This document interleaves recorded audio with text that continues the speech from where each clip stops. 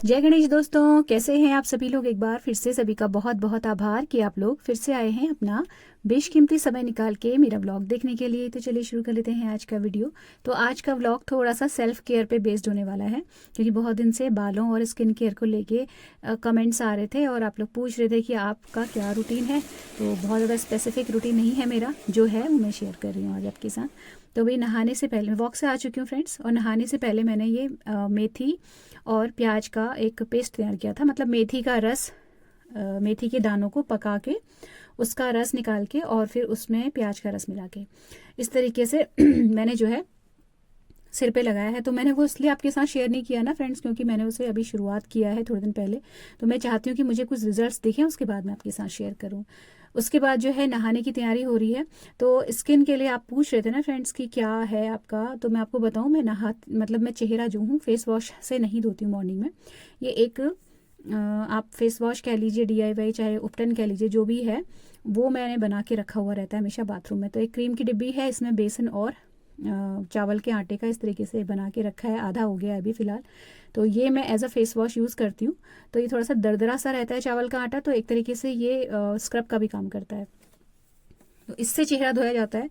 और मेरी skin normal to oily है, मतलब ऑयली कम है, नॉर्मल है। ज़्यादा मेरे को ब्रेकआउट्स या किसी तरीके की कुछ प्रॉब्लम नहीं होती है स्किन की। लेकिन जो है ये वाला जो फेस वॉश है, थोड़ा सा आप इसमें ऊपर नीचे इंग्रेडिएंट्स का रेशो करके बना सकते हो किसी भी स्किन टाइप के लिए। तो लगाने का जो चेहरा धोने का प्रोसेस है मैं आपको बताऊं। मैं क्या करती हूँ कि नहाने के लिए जब एंटर हुए तो सीधे पहले चेहरे पे इसको लगा लिया। ठीक है। अब इसमें चावल का आटा है ना, तो बहुत ज़्यादा रगड़ना नहीं है, नहीं तो स्किन थोड़ी सी जो है आपकी मतलब डैमेज हो सकती है, क्योंकि बहुत ग्रेन्यूल्स होते हैं उसमें। बस सिंपली आपको ऐसे हल्का सा लगा लेना है, थोड़ा सा गीला करके इस पाउडर को। उसके बाद आप अपने जो भी काम करते हैं बाथरूम में, नहाना, कपड़े धोना, जो भी कर रहे हैं वो करिए। और एंड में जब आप नहाओगे तो ये जो है उपटन चेहरे पे लगा रहेगा। और लास्ट में आपको इसको वॉश कर लेना है गुनगुने या ठंडे पानी से, जैसे आप चेहरा धोते हो वैसे हल्का सा मसल के करिएगा। तो ये थोड़ा सा उपटन का सा काम करता है। चावल का आटा है इसमें, तो ये टैन हटाता है और मतलब स्किन लाइटनिंग का भी काम करता है। और बेसन की तो प्रॉपर्टीज़ आप सभी जानते ही हो कि एजिंग के लिए मतलब कितना अच्छा है, एंटी एजिंग इसमें प्रॉपर्टीज़ होती हैं। तो अभी फ्रेंड्स ना मैंने आज, क्योंकि मुझे शूट करना था, तो मैं स्किन पे मॉर्निंग में कोकोनट ऑयल की जो मसाज करती हूँ वो नहीं कर पाई थी। तो अभी जब मैंने चेहरा धोया है तो मुझे मॉइस्चराइज़र की ज़रूरत पड़ रही है। अगर मैं नहाने से पहले कोकोनट ऑयल की मसाज करके नहाने जाती तो उस उपटन से चेहरा धोने के बाद मुझे किसी भी तरीके की मॉइस्चराइज़र की ज़रूरत नहीं पड़ती है, क्योंकि वो एक्सेस में मॉइस्चराइजेशन जो है आपकी स्किन का निकालता नहीं है बाकी के जो फेस वॉश हैं उनकी तरह। और आपकी स्किन मॉइस्ट और नम बनी रहती है। तो मैं नहीं लगाती हूँ मॉइस्चराइज़र। बाकी अगर आपकी स्किन ड्राई है तो आपको ज़रूरत पड़ सकती है, लेकिन मुझे नहीं पड़ती। पर आज मैंने मसाज नहीं किया था, तो फिर मुझे अभी मॉइस्चराइज़र लगाना पड़ रहा है। ये एक निविया का जो रखे रहती हूँ मैं मॉइस्चराइज़र, कभी कहीं जाना होता है, एकदम से फेस वॉश करके जाना होता है, तो मुझे ये काम आता है। मेरे हस्बैंड यूज़ करते हैं, अदरवाइज़ मुझे ज़रूरत नहीं पड़ती है इसकी। बाकी जो मैंने बालों पे लगाया था प्याज और जो मेथी वाला मैं आपको बता रही थी ना, वो मुझे कुछ विजिबल अच्छे इफ़ेक्ट्स दिखेंगे तो मैं आपके साथ ज़रूर शेयर करूँगी थोड़े टाइम के बाद। अच्छा, नहा लिया। नहाने के बाद अपना ये जो मैंने बनाया था ना, इसका भी आपके साथ मेथड शेयर किया था एक व्लॉग में, पैरों और हाथों के लिए क्रीम। तो ये लगा लेती हूँ, ये भी मेरी ख़त्म होने वाली है। तो ये अब जब बनेगी तो मैं आपके साथ दोबारा से शेयर कर दूँगी। अगर आपको है थोड़ा सा भी इंटरेस्ट तो मैं जो इस व्लॉग मैंने शेयर किया था ना, उसका लिंक डिस्क्रिप्शन में दे दूँगी। अभी जब मैं नहा रही हूँ ना, तो इस वक्त मैं सब्जी बना के आटा वाटा गूँदने के बाद, मतलब जब मैंने वो बालों पे लगाया था उसके बाद पहले किचन के सारे काम निपटाए, क्योंकि आधा घंटा रखना होता है उसे, उसके बाद फिर मैंने नहाया है। तो नहाने के बाद असल में एक सब्सक्राइबर हैं, उनका आया था कि आप मेहंदी कैसे लगाते हो और इंडिगो पाउडर का प्रोसेस वगैरह, वो थोड़ा पूछ रही थी। तो वो मेरा टाइम भी था, मुझे मेहंदी लगानी भी थी, क्योंकि बाल थोड़े से सफ़ेद हो रहे हैं अभी, तो इसलिए भी मुझे बाल धोने थे आज। और आगे जो है इस व्लॉग के एंड तक मैं आपको मेहंदी का जो भी प्रोसेस है वो शेयर करूँगी, क्योंकि मुझे नेक्स्ट डे मेहंदी सिर पे लगानी है। तो अभी जो है इसके बाद नहा के मैंने पूजा करी। तो फ्रेंड्स, मेहंदी का मैं आपको बताऊँ ना, मेहंदी में इतना ज़्यादा रेगुलर नहीं हो पाती हूँ, क्योंकि मेहंदी लगाने के लिए प्रॉपर आपको जो है प्लानिंग करनी पड़ती है। मेहंदी भिगोना पहले दिन से, फिर आपका सिर भी साफ़ होना चाहिए, देन आपको नेक्स्ट डे 2-3 घंटे रखनी पड़ती है। तो हर बार नहीं हो पाता, कभी एकदम से कहीं जाने का प्रोसेस मतलब बन जाता है, जाने का प्लान, तो फिर हेयर कलर लगाना पड़ता है। बट मैं, अगर मेरे पास टाइम है और मुझे कहीं जाना नहीं है, तो मैं प्लानिंग करके मेहंदी लगा ही लेती हूँ, महीने में 1 बार नहीं तो 2 बार। तो ये मेरे हस्बैंड ने लास्ट डे बनाया है आंवले का मुरब्बा। तो ये ठंडा नहीं हुई थी इसकी चाशनी, तो मैंने इसे कढ़ाई में ही छोड़ दिया था। तो अब मैं बताऊँ आपको, बहुत ही गजब का मतलब टेस्टी बना है। अब हम बहुत जल्दी दोबारा से मुरब्बा बनाएंगे, तब मैं आपके साथ इसका पूरा प्रोसीजर शेयर करूँगी। शलजम आलू की रसे की सब्ज़ी बना के और रागी का आटा लगाने के बाद तब मैं गई थी नहाने के लिए। और ये जो कांच के गिलास में आपको दिख रहा है ना, ये जब आंवले का मुरब्बा बनाने के लिए आंवले मैंने बॉईल किए थे ना, तो ये वो पानी है जिसमें बॉईल हुए थे। हल्की सी इसमें खटास है, तो मैंने इस पानी को फेंका नहीं, इसको हम नाश्ते के बाद थोड़ा थोड़ा करके गर्म करके पी लेंगे। सारे बर्तन धुले हुए हैं, नाश्ते का काम हो गया है डन। और इसके बाद जो है आपके साथ शेयर कर रही हूँ मैं DIY फेस वॉश कह सकते हो या ऑप्टन कह सकते हो, उसकी रेसिपी। दोस्तों, ये जो मैं फेस वॉश आपको बता रही हूँ ना, ये आप अपने हिसाब से तैयार करिएगा। मैं आपको फिर से एक बार बता दूं कि मैं खुद रेशियो यूज़ करती हूँ अपना फेस वॉश तैयार करने में, या आप फेस वॉश कह लो चाहे उपटन कह लो, जो भी कह लो, उसके लिए मेरा जो रेशियो रहता है वो बेसन और चावल के आटे का जो रहता है वो 3:1 रहता है। ठीक है, यानी कि 3 पार्ट बेसन के और 1 पार्ट चावल के आटे का। तो मैं आपको प्रैक्टिकली करके दिखा दे रही हूँ। वैसे इसमें कुछ ऐसा है नहीं, बट फिर भी तो जो स्पून से आप लेंगे ना बेसन से, वही स्पून यूज़ करिएगा। तो ये अभी मेरे पास है बना हुआ रखा हुआ है, लेकिन मैं आपको जस्ट शो करने के लिए कि कैसे बनाना है, जैसे कि आपको जल्द से जल्द आप यूज़ करो और उसके इफ़ेक्ट्स देख पाओ। तो ये मैंने 3 चम्मच बेसन लिया है, नॉर्मल बेसन है जो हम कड़ी वगैरह बनाते हैं, मोटा वाला बेसन नहीं है। और ये लिया है हमने चावल का आटा। ठीक है, ये 3:1 का रेशो है। बस इसको सिंपली मिलाइए और किसी भी डब्बे में भर के बाथरूम में रख लीजिए या सिंक के पास रख लीजिए, अपने हैंड बेसिन के पास। और आपको अपना जो चेहरा वॉश करने के लिए ज़रूरत पड़ेगी वो इतना बहुत है। इसी से आपका चेहरा बिल्कुल साफ और क्लीन हो जाएगा, बिल्कुल भी मतलब ऑयल वगैरह या डिपोजिशन जो भी होगा वो ख़त्म हो जाएगा। बाकी लगाना कैसे है वो मैं आपको पहले ही बता चुकी हूँ। तो आप यहाँ पे ना, जैसे मेरी स्किन नॉर्मल टू ऑयली है, मतलब ड्राई तो है ही नहीं बिल्कुल भी, तो मैं अपने स्किन के लिए इस तरीके से यूज़ करती हूँ कि 1 पार्ट लेती हूँ चावल के आटे का और 3 पार्ट लेती हूँ बेसन का।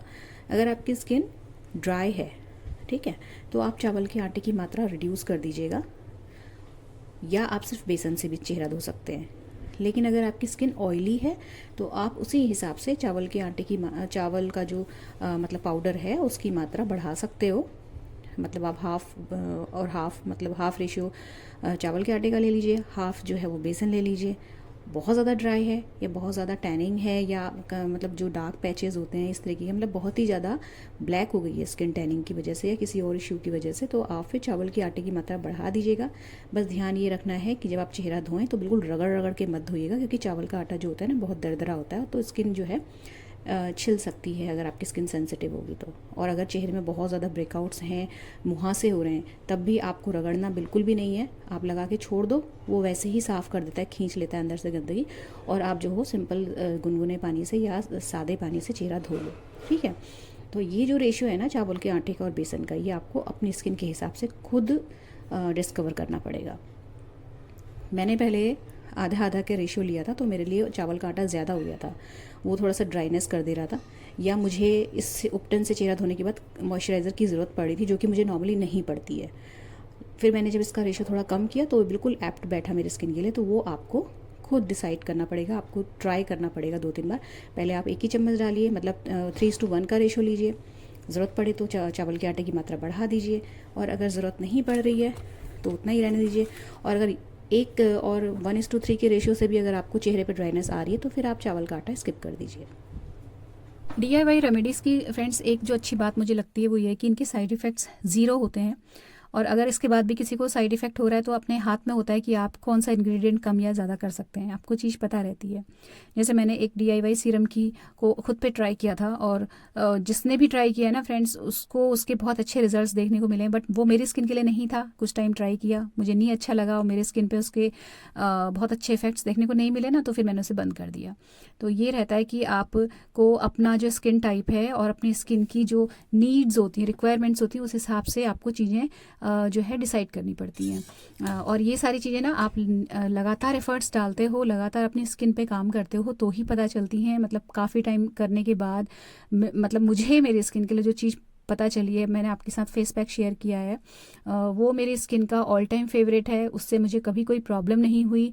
कुछ भी मतलब मुझे कहीं जाना होता है, मैं लगातार 2-3 दिन लगा देती हूँ तो स्किन बहुत अच्छे से कहना चाहिए प्रेजेंटेबल सी अच्छी सी हो जाती है। सेम वेज में आप अगर जैसे मेरी स्किन नॉर्मल है, अगर आपकी स्किन ऑयली है या ड्राई है तो आपको आपकी स्किन के हिसाब से जो भी आपका रूटीन है वो आपको आपको खुद से ढूंढना पड़ेगा, क्योंकि हर का अपना अपना नीड और रिक्वायरमेंट होता है। स्किन का हो, चाहे बालों का हो, चाहे शरीर का हो, हर किसी को हर कोई चीज़ सूट नहीं करती और वो खुद से ढूंढनी पड़ती है। और ये मिलती है जब आप लगातार कोशिशें करते रहते हो तब। तो फिलहाल मुझे मेरी स्किन का टाइप पता चल गया है और मैं उसके हिसाब से उसकी केयर करती रहती हूँ, तो ठीक ठाक बनी हुई है। मैं कभी फेशियल या कुछ इस तरीके की चीज़ें मुझे ज़रूरत नहीं पड़ती, क्योंकि मैं रेगुलर मसाज और फेस पैक वगैरह घर पे करती रहती हूँ। तो इसके बाद जो है अभी फ़िलहाल फिर हमने किया नाश्ता। और आप लोग बोलते हो कि आपकी क्लिप में, आपके व्लॉग में बहुत कम दिखाई देते हैं आपके हस्बैंड या जो है, तो आगे की बहुत लंबी सी क्लिप है जिसमें आपको वो और मैं दिखेंगे बहुत देर तक बातें करते हुए।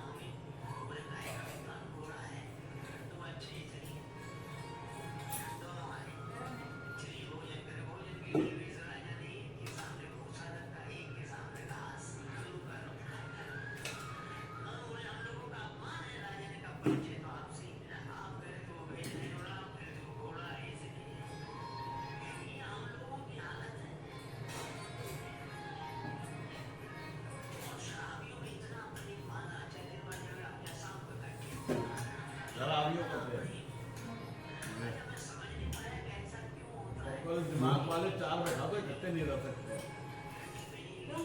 रह नहीं सकते। शराबी 4 बैठा दो, बैठे रहेंगे। अलग करो, शाम को फिर मिलेंगे।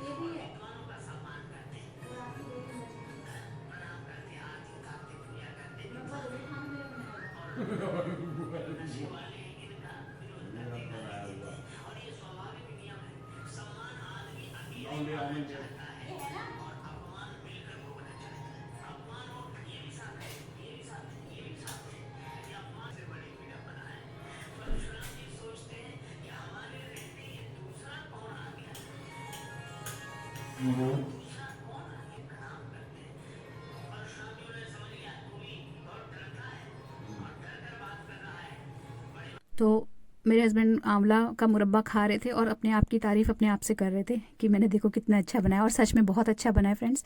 यूट्यूब में ही एक शॉर्ट्स को देखकर मतलब उन्होंने देखा और हमने मिल के बनाया है, लेकिन मेन जो है उनमें जो भी चीज़ों का रेशियो है वो सब उन्होंने खुद ही डाला है। तो जब बहुत अच्छा बनाया हमने, क्योंकि खुद ही पहली बार बनाया, तो इसकी जब रेसिपी नेक्स्ट टाइम बनाएंगे तो बहुत जल्दी बना के मैं आपके साथ शेयर करूँगी। और ये वो पानी है जो आंवले को बॉईल करने के बाद निकला था, तो ये हमने फेंका नहीं है, इसको स्टोर कर लिया है, तो ये 2-3 दिन काम आ जाएगा हमारे। तो इसको जो है गर्म किया। हस्बैंड जो है नमक वगैरह डाल के पीते हैं, बट मैं बिना नमक के पीती हूँ, थोड़ी सी काली मिर्च डाल के। तो जब पूरी विंटर्स मैंने आपके साथ शेयर किया था ना आंवले का जूस कैसे हम लोग कंज्यूम करते हैं, सेम वेज है, बस उतना खट्टा नहीं है ये, क्योंकि बिल्कुल आंवले का जो रस है वो नहीं है, ये निचोड़ा हुआ रस नहीं है। बस उसको जो बॉईल करने के बाद थोड़ा बहुत जो उसके छिलके से और अंदर से थोड़ी बहुत खटास निकल के पानी में आई, बस ये वो था। अच्छा, इसके बाद जो है लंच मैं सच मुझे कुछ बनाना नहीं था, वैसे तो सब्जी थी दिन की, मॉर्निंग की रस वाली बनाई थी, लेकिन फिर जो है वो थोड़ी कम सी पड़ रही थी, तो मुझे लगा कि अरहर की दाल बना लेनी चाहिए। तो यहाँ पे पहले किचन विचन समेटने के बाद अरहर की दाल भिगाई है, चावल वगैरह भिगाना, उसके बाद ऑफिस जाना, वो सारा रूटीन आप सभी जानते ही हो। और बहुत ज़्यादा डिटेल में मैंने कोई भी चीज़ आज शेयर नहीं करी है, ऐसे कोई बहुत ज़्यादा नई रेसिपी भी नहीं बनाई थी, रोज़ का खाना था। तो क्योंकि पूरा जो वीडियो है नेक्स्ट जो आगे वीडियो में मैं आपके साथ मेहंदी मैं खुद कैसे लगाती हूँ अपने सिर पे, वो पूरा जो है आगे आपको देखने को मिलेगा। और इसके अलावा मेहंदी का जो पेस्ट है उसका प्रिपरेशन कैसे किया जाता है वो भी मैं आगे शेयर करूंगी। तो ये व्लॉग थोड़ा सा हो गया है कि सारी चीज़ मैंने इसी में कोशिश करी है दिखाने की।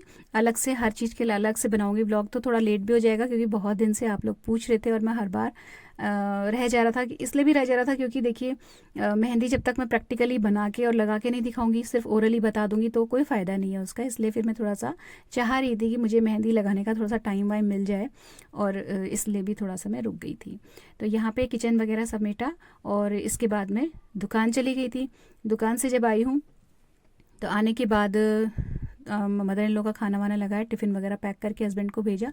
उसके बाद मैंने आज वैसे कपड़े नहीं धोए थे, लेकिन फिर भी मैं छत पे गई, थोड़ी देर मैंने धूप सेकी है क्योंकि धूप कोशिश कर रही हूँ कि डेली सेकती रहूँ, और जब तक मतलब धूप बहुत तेज़ नहीं हो रही है और सेकने लायक है, मतलब बर्दाश्त के हद में है, तब तक कोशिश तो यही रहती है मेरे कि आधा घंटा या पौन घंटा जितना भी टाइम लगे धूप सेक लो, क्योंकि जो चीज़ फ्री में मिल रही है ना, हमें नेचर दे रही है, उसका भरपूर फ़ायदा उठा लो तो बढ़िया है। जब धूप सेकने के बाद जब मैं नीचे गई हूँ उसके बाद फिर मैंने अपना जो मेहंदी का प्रिपरेशन है वो किया था। तो मेहंदी मैं कई तरीके से भिगाती हूँ फ्रेंड्स, जैसे कई बार मैं कॉफ़ी का पाउडर डाल के भी भिगा लेती हूँ, कई बार चाय पत्ती के पानी में भिगाती हूँ, अलग अलग तरीके से भिगाती हूँ। और जब बहुत ज़्यादा ठंड होती है और मेहंदी से ठंड लगने का वो रहता है ना, तब उसमें अलग तरीके की चीज़ें मिला लेती हूँ और कोशिश करती हूँ कि मतलब महीने में कम से कम एक बार और ज़्यादा से ज़्यादा 2 बार मेहंदी लग जाए। बीच में हेयर कलर मुझे लगाना ही पड़ता है क्योंकि एकदम से कभी कहीं जाने का बन जाए तो फिर मेहंदी काम नहीं करती, क्योंकि मेहंदी लगाने के लिए समय भी चाहिए और प्लानिंग भी चाहिए। तो यहाँ पे लोहे की कढ़ाई ली है मैंने फ्रेंड्स। इसमें जो पहले आपने गोल गोल दाने देखे थे ना, वो रीठा है और ये जो फलियाँ से आपको दिख रही है ये है शिकाकाई, ठीक है। तो शिकाकाई और रीठा का काम एक तो देखिए बालों की क्लेंजिंग करना तो होता ही है, साथ ही जो मेहंदी लगाने के बाद कई लोगों को ड्राइनेस और फ्रिजी बालों की शिकायत हो जाती है ना, ये उसको भी रिजॉल्व करता है। तो यहाँ पे मैंने इन दोनों को पहले लिया है। यहाँ पे मेरे पास सूखा आंवला ख़त्म हो रहा है अभी, नहीं तो मैं वो भी डालती हूँ थोड़ा सा, मतलब आधा मुट्ठी के अराउंड। इसको अच्छे से धो के फिर मैंने इसे पानी डाल के इसको तेज़ गर्म करा है पहले, और जब अच्छे से पानी खूब तेज़ गर्म हो गया फिर मैं इसको ढक के छोड़ दूंगी, जिससे कि जो रीठा है और ये जो शिकाकाई है ये भीग के सॉफ्ट हो जाए। और बीच बीच में जितनी बार मेरा किचन में चक्कर लगता है ना, मैं इसको गर्म करके, जैसे ठंडा हो जाएगा थोड़ी देर के बाद, तो इसको गर्म करके बंद कर देती हूँ। मतलब 3-4 बार मैंने ऐसा किया था रात होते होते, जब तक कि मैंने फाइनली इसमें मेहंदी नहीं भिगोई थी, जिससे कि जो फलियां हैं ना थोड़ी टाइट होती हैं और जो रीठा है वो भी बहुत टाइट होता है। तो ये अच्छे से भीग जाए और जब मैं इसको मसलूँ तो इसके अंदर का पूरा जो पल्प होता है वो निकल के पानी में आ जाए। तो ये करने के बाद फ्रेंड्स मटर जो है वो छील के रखी थी लास्ट डे, और ये मैं इसको थोड़ा सा फ्रीज़ करना चाह रही थी। तो जो प्रॉपर तरीका होता है ना फ्रीज़ करने का, वो मैं आज पहली बार ट्राई कर रही हूँ। तो जैसा कि मैंने रेसिपी में देखा था, उसमें तेज़ गर्म पानी में जो है मटर को डालना है, और जब वो मतलब 2 मिनट में जो मटर होती हैं वो ऊपर आ जाती हैं तैरते हुए, तो यहाँ पे थोड़ी सी चीनी ऐड करिए कलर के लिए, जैसे कि इनका जो कलर है वो हरा बना रहे। और जब ये ऊपर आ जाती हैं, बस ज़्यादा इनको नहीं पकाना, मैं ओवर कुक नहीं करना है बिल्कुल भी, 100% नहीं पकाना है, आप 70-80% तक पकाइए इसको। और उसके बाद इसको छलनी से निकाल के डायरेक्टली ठंडे पानी में डाल देना है। तो ये जो भगोना आपको दिख रहा है साइड में जिसमें मैं मटर डाल रही हूँ, ये मैंने फ्रिज में ठंडा होने के लिए रख दिया था पहले ही। तो ये खौलते हुए पानी से मटरों को निकालना है, ठंडे पानी में डालना है, जिससे कि इनका जो कुकिंग का प्रोसेस है वो यहीं पर रुक जाए। गर्म रहेंगी मटरें तो मतलब पकती रहेंगी, वो अंदर ही अंदर उनका जो कुकिंग है वो होता रहेगा और फिर वो ज़्यादा गल जाएंगी। बहुत 100% हमें नहीं गलाना है, जैसा कि मैंने रेसिपी देखी थी। बस इसमें डाला इसको ठंडे पानी में, और इसके बाद हम इसको एक साफ़ सूती कपड़े में, सूखे कपड़े में, ये जो मटर हैं ठंडे पानी से निकाल के इसमें फैला लेंगे कपड़े में। और जब अच्छे से ड्राई हो जाएंगी देन हम इनको किसी डिब्बे में, एयर टाइट डिब्बे में या किसी जिप लॉक पाउच में इनको हम पैक करके फ्रीजर में फ्रीज होने के लिए रख देंगे। तो ये जो मटर होती है ना, इनकी जो शेल्फ़ लाइफ होती है बहुत होती है, 5-6 महीने तक भी चल जाती हैं फ्रीज़र में रह के। और कुछ मटर ऐसी हैं 1.5-2 किलो के अराउंड मैंने छील के उनको डायरेक्टली फ्रीज़ कर दिया था, तो शायद मेरे ख्याल से उनकी शेल्फ़ लाइफ ज़्यादा नहीं रहेगी, इसलिए मैं उनको इसी सीज़न में, इसी विंटर्स में ख़त्म कर लूँगी और एक बैच में फ्रोज़न मटर का और रेडी करूँगी इसके बाद, जिससे कि थोड़ा सा गर्मियों का समय जो है बिना फ्रोज़न मटर खरीदे चल जाए। क्योंकि मटर ऐसी चीज़ें ना बहुत सारी रेसिपीज़ में पड़ती है और मटर हमारे घर में सबको बहुत ज़्यादा पसंद है। तो ये मैंने यहाँ पे फैला दिया है टॉवल में, और ये शाम तक मतलब 1-2 घंटे में ड्राई हो जाएगी। इसको पलटाते रहेंगे, बीच बीच में घुमाते रहेंगे, उसके बाद मैं इनको पैक कर लूँगी। अब इधर मैं आपको सीधे दिखा रही हूँ रात का क्लिप। तो ये जो कढ़ाई थी ना, इसको जैसा कि मैंने बताया, मैंने आंवला और रीठा वाले जो पानी था उसको 2-3 बार तेज़ गरम करके ठंडा मतलब रखा है कढ़ाई में। और अभी फाइनली मैं इसमें मेहंदी भिगाने वाली हूँ। तो ये जो बार बार गर्म करने से होता ये है कि ये जो आंवला है और ये सॉरी जो ये अपना रीठा है, ये देखिए इतना सॉफ्ट हो जाता है कि इसकी जो गुठली है वो ईजिली निकल जाती है। नहीं तो बहुत ज़्यादा टाइट होता है, जैसे अखरोट होता है ना टाइट, उतना ही टाइट ये भी होता है। तो इसको तेज़ गर्म पानी में भिगोने से ये रहता है कि सॉफ्ट हो जाता है। इसके बाद जो शिकाकाई है, इसकी भी देखिए फलियाँ इस तरीके से सॉफ्ट हो गई हैं। तो हमें इनको बहुत अच्छे से मसलना है, इतना अच्छे से मसलना है कि इनका जो पल्प है वो पूरा का पूरा पानी में आ जाए। और यहाँ पे आप ग्लव्स ज़रूर पहन लीजिएगा, क्योंकि ये जो आंवला और रीठा और शिकाकाई है, इसकी वजह से हाथ बिल्कुल काले काले से हो जाते हैं। अभी यहाँ पे आंवला नहीं है, अगर आंवला होता तो हाथ और नाखूनों की हालत बिल्कुल ख़राब हो जाती है, बिल्कुल काले हो जाते हैं और देखने में बहुत बुरे लगते हैं। तो इस काम को, ये जो मसलने का काम है, आप गलती से भी बिना ग्लव्स के मत करिएगा। तो बस मैंने इसको अच्छे से मसला है। मसलने के बाद जब इसका देखिए इस तरीके से जो झाग सा है निकल जाता है, जो शिकाकाई से निकलता है ये झाग फ्रेंड्स। और ये जो झाग होता है ना, ये बालों की मतलब पहले के टाइम में कहते हैं कि इसी से शैम्पू भी बनाए जाते थे। अब उसका एग्जैक्ट प्रोसीजर क्या है वो तो नहीं मालूम, और उससे बाल किस हद तक साफ़ होते थे ये भी नहीं पता। फिलहाल ये जो झाग बना है और ये जो शिकाकाई का जो काम है, रीठा और शिकाकाई का, एक तो देखिए बालों की क्लेंजिंग बहुत अच्छे से होती है इससे, और दूसरा मेहंदी का जो फ्रिज होता है उसको कंट्रोल करता है। आप मेहंदी लगाएंगे ना इस वाले पानी में भिगोने के बाद, तो आपको जो बालों की जो रूखे रूखे से हो जाता है ना मेहंदी लगाने के बाद, हिना लगाने के बाद, वो प्रॉब्लम नहीं होती है। तो ये जो अब इसमें जितना भी गुठली और ये जो थोड़ा सा छिलका विलका बचा है, अब इसमें कुछ भी नहीं बचा। तो हम जो है सारा का सारा हमने निकाल दिया और इस पानी में अब हम मेहंदी भिगोएंगे। यहाँ पे मुझसे गलती हुई थी कि मैं जब आंवला और शिकाकाई को गर्म कर रही थी ना, तो मुझे मेथी भी ऐड करनी थी। मेथी और लौंग, ये दोनों चीज़ें जो मेहंदी है ना उसकी तासीर को गर्म कर देते हैं। जैसे मेहंदी की जो नेचुरल तासीर है वो ठंडी होती है, और ठंड में अगर आप मेहंदी लगाओ तो हर किसी को सूट नहीं करती है। 1-2 बार मुझे भी जो है मेहंदी लगाने से, ठंड में मेहंदी लगाने से सिर दर्द हो चुका है। तो मैं थोड़ा सा केयरफुल रहती हूँ। बहुत ज़्यादा जो पीक में ठंड रहती है ना, तब तो मैं नहीं ही लगाती हूँ मेहंदी। बट अब मौसम थोड़ा ठीक हो गया है तो लगा लेते हैं। तो इसमें अगर 1 चम्मच मेथी और थोड़ी सी लौंग वोंग डाल के अच्छे से पका लो, तो कहते हैं कि मेहंदी की जो तासीर है वो थोड़ा सा ठंडी तासीर सिर में कम असर डालती है। तो ये काम पहले ही कर लेना चाहिए था जब रीठा और शिकाकाई को पकाया था, लेकिन तब मैं भूल गई। तो फिर मैं अलग से इसको पका रही हूँ। थोड़ी देर के लिए मैंने इसे कुक किया, उसके बाद मैंने फ्लेम को बंद कर दिया। इसको मैं यहीं पर भीगे रहने दूंगी थोड़ी देर के लिए। जब ये जो मेथी है अच्छे से फूल जाएगी, उसके बाद फिर मैं इस पानी को स्ट्रेन कर लूँगी। इतने में मैं फिर यहाँ पर बना रही हूँ खाना। तो डिनर में आज मैंने कुछ भी नहीं बनाया था। सब्जी भी बची थी, दाल भी बची थी, इनफैक्ट थोड़ा सा आटा भी बचा हुआ था, तो वो मैं बना लूँगी उसकी 2-4 चपातियाँ। और यहाँ पे जो राइस बचे हुए थे उनका मैं बना रही हूँ फ्राइड राइस। तो सिंपली सरसों के तेल में मैंने लंबा जो है कटा हुआ प्याज डाला है, थोड़ी सी मैंने यहाँ पे डाली है राई, मतलब राई के दाने, और उसके बाद लंबी लंबी स्लिट करी भी 2-3 हरी मिर्चें डालने के बाद जो चावल बचे थे उनमें हल्का सा पानी का हाथ लगाया, जिससे कि जो चावल हैं वो चिपके चिपके से रहते हैं ना, जो बासी चावल होते हैं। तो थोड़ा सा पानी उनमें पानी थोड़ा सा डाल के हाथ से अच्छे से थोड़ा सा मसल लो, तो चावल खिले खिले से हो जाते हैं, एक एक दाना अलग हो जाता है। तो वो कर लिया मैंने साइड में। और उसके बाद इस कढ़ाई में यहाँ पे मैंने चावल ऐड कर दिए, हल्का सा उसमें गया नमक, और 2 मिनट भूनेंगे इसको। मतलब 2 मिनट के लिए धीमी आंच में रखा, फिर पलटा के फिर 2 मिनट के लिए धीमी आंच में उसको ढक के पकाया, और यहाँ पे फ्राइड राइस हो गया रेडी।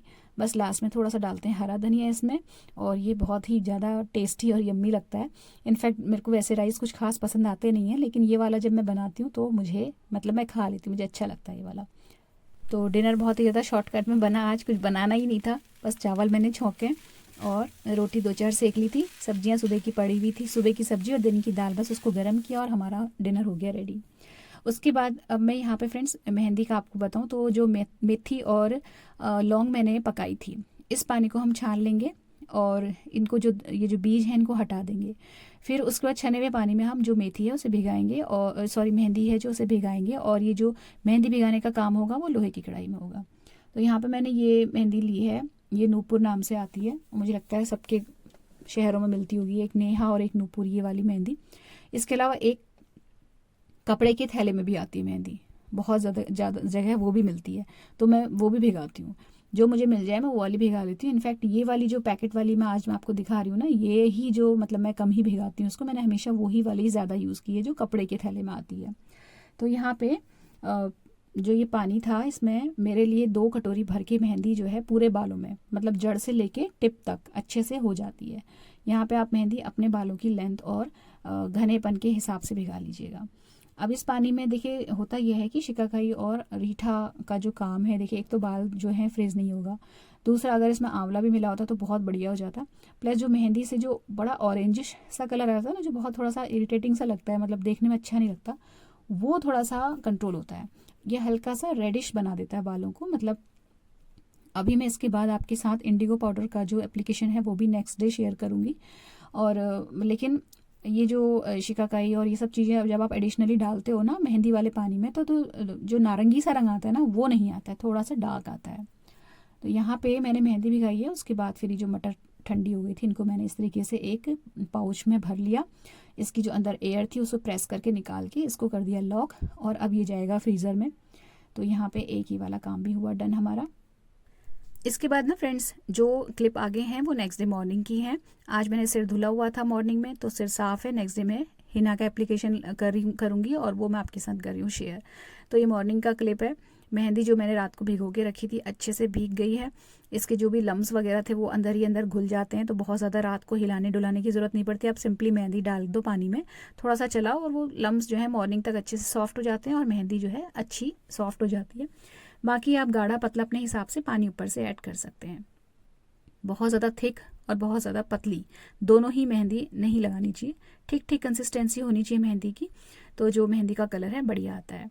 अब यहाँ पे मैं इसका जो एप्लीकेशन है वो आपके साथ शेयर कर रही हूँ। तो मेहंदी मैंने कभी भी जब भी मतलब आफ्टर मैरिज में आपको बताऊँ, मैंने हमेशा मेहंदी खुद ही लगाई है अपने सिर पे। शादी से पहले मेरी मम्मी लगा दिया करती थी जब मुझे बालों में एक थोड़ा सा कलर चाहिए होता था, क्योंकि पहले तो बाल सफ़ेद नहीं थे।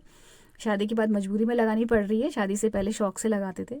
तो जब मजबूरी में लगाओ ना तो अपने आप सारी चीज़ें आ जाती हैं, कोई हो ना हो आपको करना ही पड़ता है। तो करते करते आ गया। बहुत सिंपल है। देखिए मैं स्टार्ट करती हूँ साइड से। तो छोटी छोटी लटें लेनी है बालों की, मांग निकालते हुए बालों को पार्टीशन करना है, ठीक है। कान की साइड से मैं शुरू करती हूँ। अगर आप पार्लर में भी कभी लगवाओगे तो वो लोग ऐसे ही लगाते हैं। इनफैक्ट वो लोग ऊपर जूड़ा बनाते चले जाते हैं, बट अपने हाथ से खुद का जूड़ा नहीं बन पाता इतने अच्छे से। तो मैं जो तरीका मैंने किया है वो मैं आपको दिखाऊं। साइड से हल्के हल्के पार्टीशन करते जाना है। मैं बीच में ग्लव पहनना भूल गई थी, तो फिर मैंने एक हाथ में ग्लव पहना है, दूसरे हाथ का ग्लव मुझे मिल नहीं रहा था तो दूसरा हाथ छोड़ दिया मैंने ऐसे ही। यहाँ पे पार्टीशन करते करते आपको मेहंदी लेनी है, अच्छी मात्रा में लीजिए, मतलब कंजूसी मत करिएगा। इसलिए पहले ही मेहंदी इस हिसाब से भिगोइए कि कम ना पड़े, और पार्टीशन करते जाइए और जड़ों में मेहंदी लगाते जाइए। जो एंड्स हैं बालों की जो लेंथ है उसमें मेहंदी अपने आप बाद में लग जाएगी। वो कैसे लगेगी वो मैं आपको बाद में बताऊंगी। तो यहाँ पे जड़ों में मेहंदी लगनी ज़रूरी होती है, क्योंकि जो बाल ग्रे होते हैं वो जड़ों से ही दिखते हैं सबसे ज़्यादा। उसके बाद वो धीरे धीरे ऊपर बढ़ते हैं, ठीक है। मेहंदी जब आप हेयर कलर लगाते हो तो जो स्कैल्प होती है और जो जड़ें होती हैं बालों की उसको बचा के लगाना चाहिए, क्योंकि हेयर कलर में केमिकल्स होते हैं और कोशिश करना चाहिए कि वो डायरेक्टली टच में ना आए, स्कैल्प के लेंथ में लग जाए। बट मेहंदी के साथ बिल्कुल उल्टा है, क्योंकि इसमें ये बालों को कंडीशन करती है, प्लस हमने इसमें इतनी सारी चीज़ें मिलाई हैं, इतना ज़्यादा इसको मतलब कहना चाहिए पोटेंट बना दिया है इतनी सारी चीज़ें मिला के। तो इसको जड़ों में ज़रूर लगाइए अच्छे से, जड़ों में मतलब ज़्यादा मेहंदी लेके आप अपनी स्कैल्प में रखिए और उसको फैलाते जाइए मांग ले लेके। अब मैंने साइड से एक कान से शुरू किया पार्टीशन लेते हुए, और मैं मेहंदी लगाते लगाते देखिए सेंटर में पहुंच गई हूँ। इसके बाद ऐसे ही करते करते करते करते मैं दूसरे कान की साइड तक छोटे छोटे बीच में पार्टीशन लेते हुए पहुंच जाऊंगी। तो बहुत ज़्यादा मोटे बालों का पार्टीशन नहीं करना है, पतले पतले पार्टीशन बनाइए। पास पास जो है मांग कंघी से बनाती जाइए और उसमें मेहंदी लगाते जाइए। मांग में आपको ज़्यादा अच्छे अमाउंट में मेहंदी भरनी है, बाद में फिर आप उसको लेंथ की साइड को थोड़ा थोड़ा करके फैला सकते हो।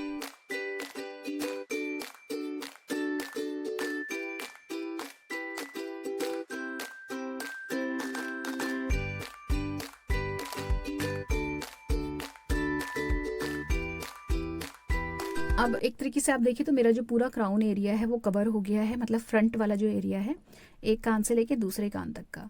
बिल्कुल देखिए मैं बहुत पतली पतली लटें ले रही हूँ, आप देख सकते हैं बहुत कम कम बाल लिए हैं मैंने, ऐसा नहीं कि इकट्ठे बहुत सारे बाल ले लिए। अगर आप ऐसा करोगे तो बीच में बाल छूट जाएंगे आपके, मतलब कलर होने से।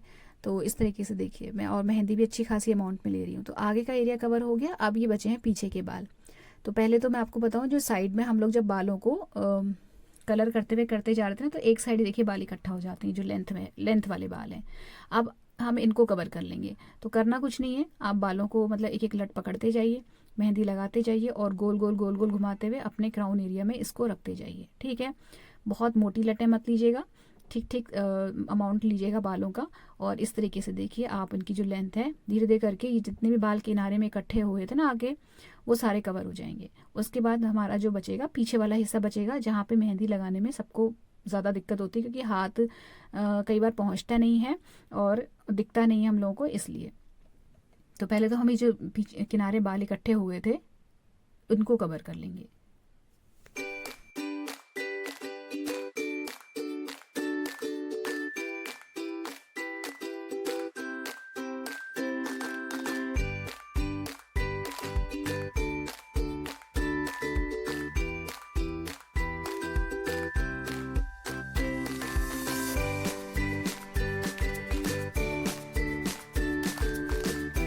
अब आगे क्राउन एरिया कंप्लीट हो गया, जितने भी लेंथ वाले बाल बचे थे वो कंप्लीट हो गए। अब बचा है पीछे का हिस्सा। तो पीछे भी देखिए, मैं देख नहीं पा रही हूँ, लेकिन मैं अंदाजे से बिल्कुल सेम उसी तरीके से एक उंगली की हेल्प करते हुए, यहाँ पे मैं कंघी भी यूज़ नहीं करती हूँ, क्योंकि उंगली से ज़्यादा अच्छे से बाल जो है पार्टीशन होते हैं, कंघी करने में उलझते हुए हैं और फंसते हैं बाल। तो देखिए इस साइड थोड़े थोड़े बाल लेते हुए मैं उसको शिफ्ट करती जा रही हूँ आगे की ओर, और लेंथ में भी बालों को लगा के बाल जो हैं वो चिपक जाते हैं, फिर वो परेशान नहीं करते। फिर देखिए इस तरीके से एक बार दूसरी साइड से लिया, एक बार इस साइड से लिया, इस तरीके से करते हुए हल्के हल्के जो पीछे के बाल हैं वो पूरे कवर हो जाते हैं। मांग में जो मांग निकल के आ रही है उसमें भी लगाना है, और बालों की लेंथ में भी अच्छे से लगाना है। तो ये देखिए लास्ट वाली जो फ्लिक बची थी उसको मैंने 2 में डिवाइड किया, और इस तरीके से पूरे बालों में मेहंदी लग गई। मैं देख नहीं पा रही हूँ, लेकिन मेरे पूरे बाल कवर हो रहे हैं। और ये पहली बार है जब मैं कैमरे में शूट कर रही हूँ, तो मैं खुद भी पहली बार देख रही हूँ कि मैं पीछे के बालों में कितने अच्छे से लग गई मेहंदी। मतलब मुझे नहीं था आइडिया इतने अच्छे से लग जाती होगी, क्योंकि कभी देखा ही नहीं। आप लोगों ने पूछा तो मैं कैमरा लगा के इस तरीके से देख रही हूँ, और अब जब खुद वॉइस ओवर कर रही हूँ और खुद मैंने एडिट किया, तब देखा कि पीछे के बाल भी बहुत अच्छे से कवर हो गए। इवन एक भी बाल जो है वो नहीं छूटा था। बाद में जब आपके पूरे बाल कवर हो जाए, तो थोड़ी थोड़ी मेहंदी लेके जहाँ जहाँ पे सूख गई है फ्रंट में, क्योंकि जो चेहरे के किनारे बाल मतलब माथे के अराउंड बाल होते हैं वो जल्दी सफ़ेद होते हैं, वहाँ से कलर कोई सा भी हो जल्दी छूटता है। तो फिर उनमें हल्का हल्का फिर से एक बार टचअप दे दीजिए, और यहाँ पे मेहंदी हो गई डन। उम्मीद करती हूँ आपको तरीका समझ में आ गया होगा। अगर आपको सच में हेल्प मिली है और आपको ये व्लॉग ज़रा सा भी अच्छा लगा है किसी भी वजह से, तो प्लीज़ वीडियो को लाइक शेयर और कमेंट करके बताना मत भूलिएगा कि आपको ये तरीका समझ में आया या नहीं आया। मिलते हैं अगले वीडियो में। Till then take care, stay healthy, happy and positive. Thank you.